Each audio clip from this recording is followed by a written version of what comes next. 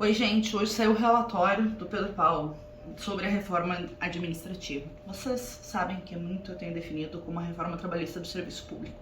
E atrás da retórica de modernização e de fim dos privilégios, nós sabemos que significa uma precarização ainda maior do serviço público e dos servidores públicos.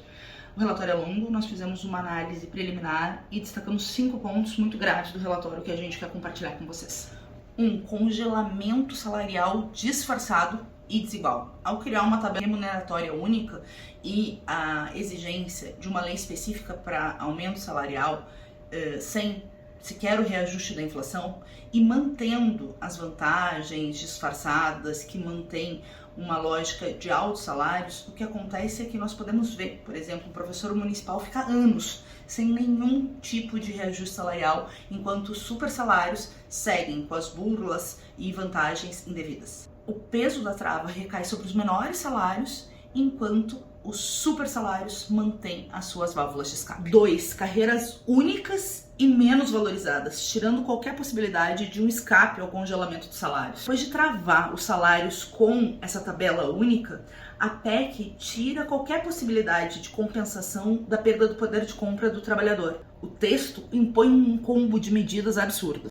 Todas as carreiras passam a ter 20 níveis, o salário inicial fica limitado aos 50% do salário final, progressão só por tempo fica proibida, anuênios, triênios, licença-prêmio e outras vantagens ficam extintas. Um exemplo concreto, um professor estadual que hoje progrida, com os triênios de salário, de carreira, pode ficar anos sem nenhum tipo de progressão e sem nenhum tipo de reajuste, mesmo continuando a trabalhar. Um técnico administrativo que dependia de anuênios para recompor a perda salarial, seu extinto, perde essa possibilidade e ainda pode ter sua carreira paralisada se não atingir metas arbitrárias. O militar que acumulava uma série de licenças-prêmios diante da sobrecarga de trabalho vai perder esse direito. Não vai ter nenhuma proteção frente ao congelamento salarial.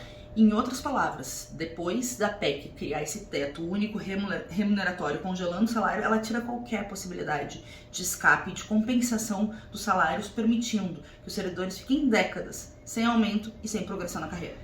Terceiro ponto, e muito grave, cria um teto de gastos para sufocar a capacidade do Estado. Cria nos artigos 28A, 29A e 32A um novo tipo de teto de crescimento para despesas primárias. Pela regra, os gastos só podem crescer até o valor do ano anterior corrigido pelo IPCA, mais uma fração da receita real, 70% em caso de superávit e 50% em caso de déficit, sempre limitado a 2,5% por ano. O que significa isso? O que é esse mecanismo?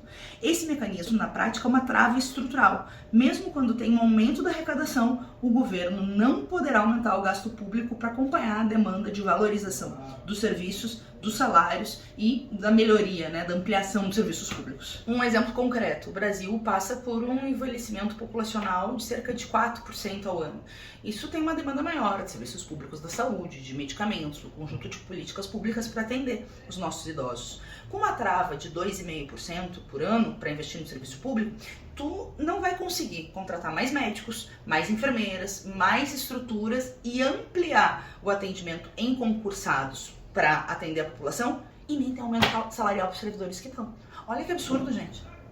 4. Corte de direitos básicos de proteção. A PEC veda férias acima de 30 dias, com exceção de algumas exceções ali, mas também veda a concessão de insalubridade, periculosidade concedidos por categoria, a licença-prêmio e também veda a conversão em pecúnia de férias e licenças não gozadas. Então, vejam um ataque, um exemplo concreto. Um técnico de enfermagem que faz plantão noturno pode ter retirada a insalubridade por não estar devidamente exposto ao risco. Um técnico de enfermagem que atua nos plantões, que atua nos hospitais de saúde sujeito a todos os vírus. Um servente de escola que lida com lixo contaminado por não ficar permanentemente exposto a esse lixo pode perder o direito. Um policial militar que não tira as folgas diante da sobrecarga de trabalho não vai mais poder ser indenizado ou receber uma pecúnia por não ter gozado esse direito.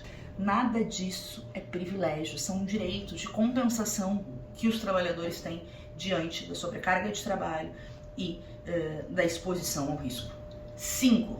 avaliações punitivistas e vínculos extremamente precários. O estágio probatório passa a ser regido processo administrativo baseado em desempenho. Criam avaliações periódicas obrigatórias vinculadas a metas institucionais e individuais e a figura dos vínculos a termo em até 10 anos. Exemplo concreto, um agente comunitário de saúde pode ter a sua progressão travada porque as metas não levam em consideração a precariedade, da falta de estrutura da região em que ele atua.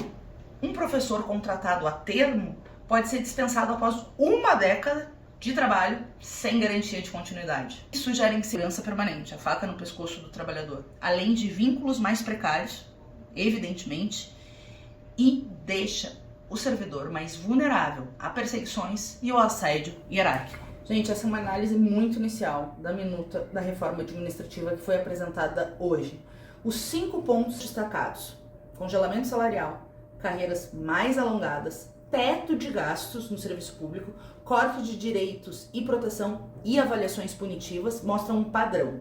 Sobre o discurso da eficiência e combate aos privilégios, a proposta atinge, sobretudo, os trabalhadores da base já precarizados e mantém as válvulas de escape para os super salários. Mais do que isso, ao estrangular as condições da carreira e do funcionamento do serviço público, a PEC prepara o terreno para privatizações e parceria público-privadas, empurrando a população a buscar soluções privadas para direitos que deveriam ser fornecidos pelo Estado. Gente, esses elementos preocupam muito, porque significa um ataque a trabalhadores como policiais militares, professores, assistentes sociais, profissionais da saúde, técnicos, auxiliares, justamente aqueles que sustentam o serviço público, que promovem os serviços mais importantes para a população. Ao invés de fortalecer o Estado, a PEC institucionaliza a precarização. Enfim, quem perde não é só o servidor público, é a população brasileira, que depende desses serviços públicos, sobretudo a população mais pobre que mais precisa dos serviços públicos,